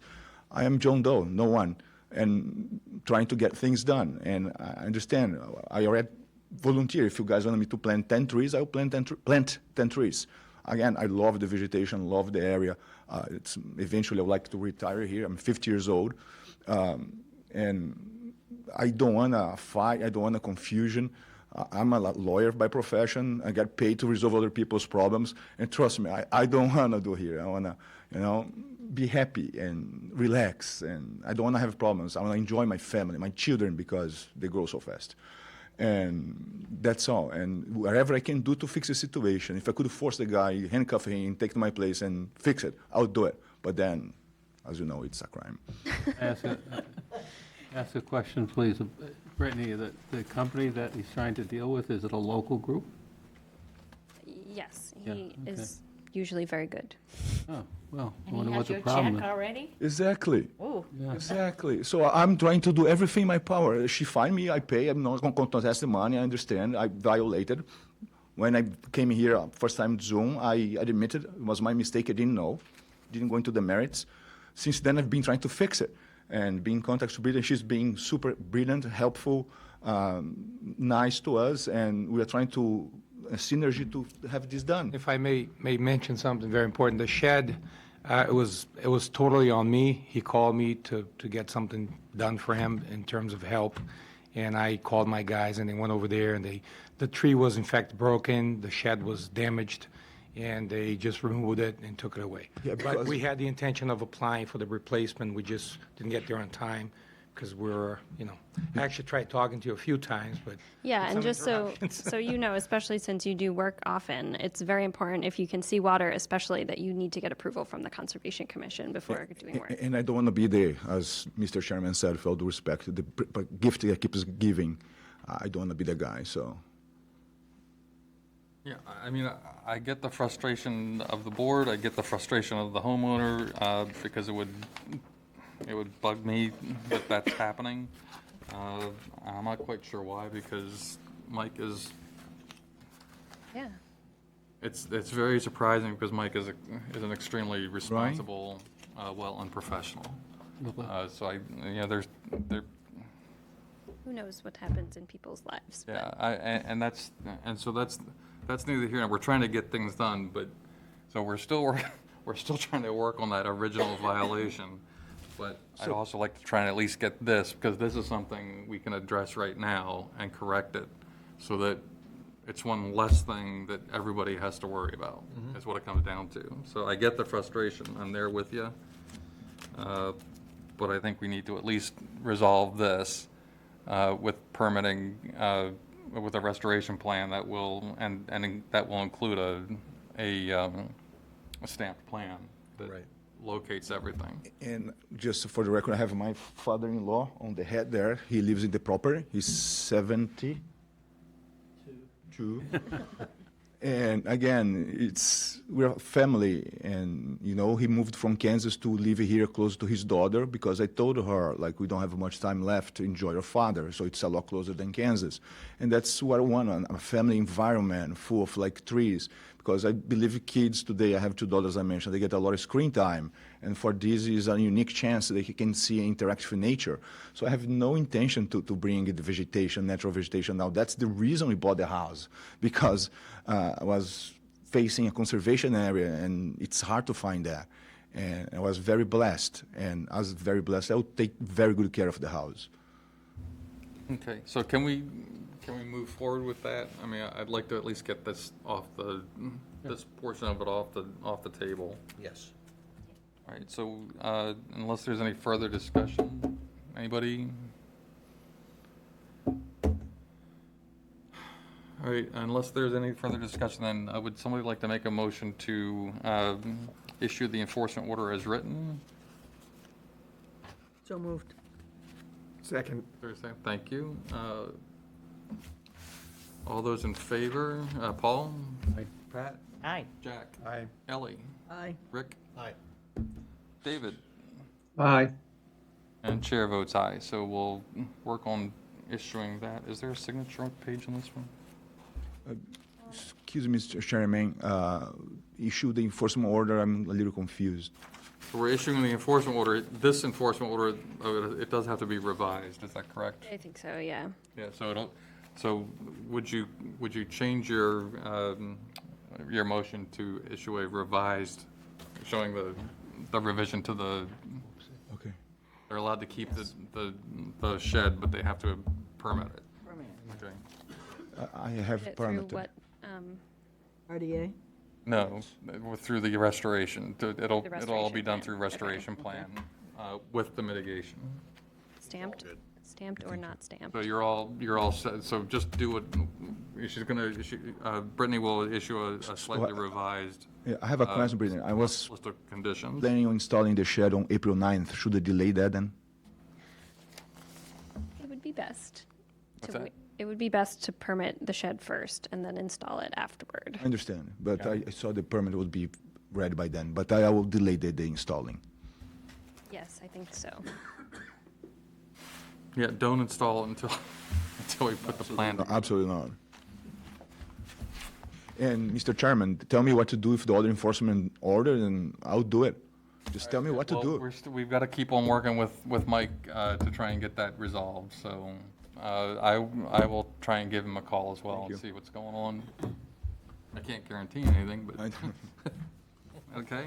And if you, do you remember how big the other tree was? And was it an oak? It was a very small tree, Very small tree? about 8 inches wide. Okay, And it mostly fell on the roots because the roots were weak, so. okay, thank you. All right, great, thank you. Thank you. Thank you very much. Have a good night. All right, you too.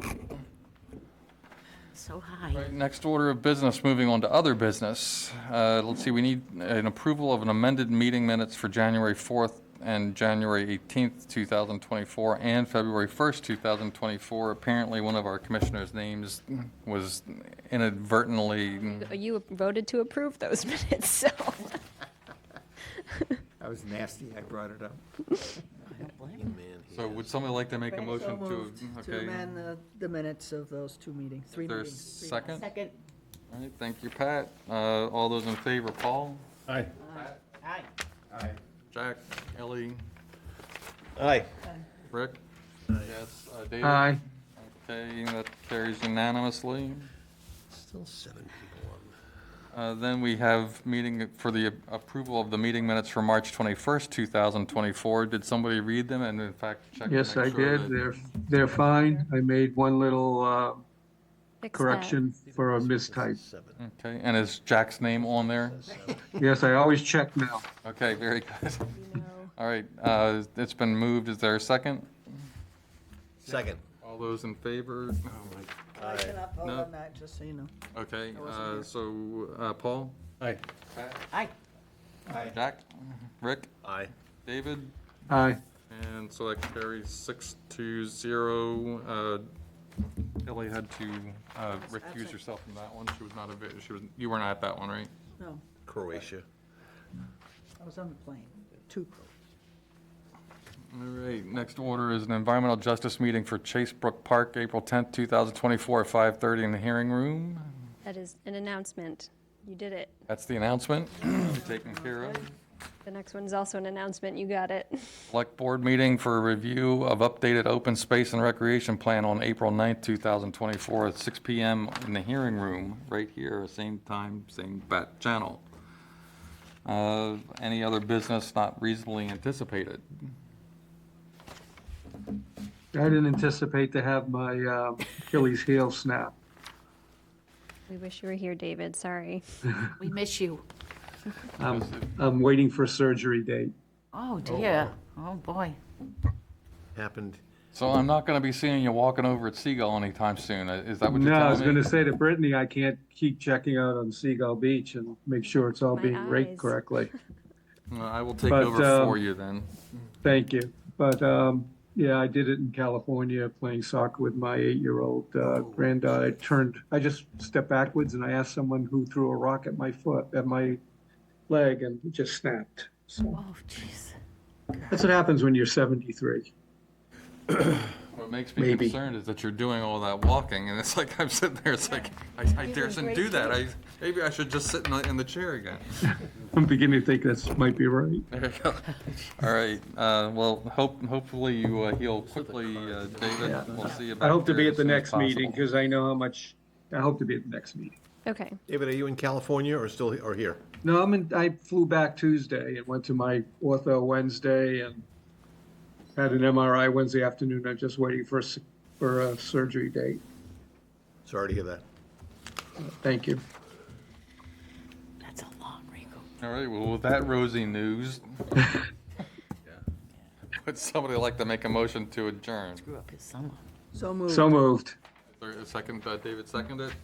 Yeah. All those in favor, Paul? Aye. Pat? Aye. Aye. Kelly? Aye. Aye. Aye. David? Aye. Chair. All right, we stand adjourned Brittany, you need to get me a new folder. at 7:01 PM.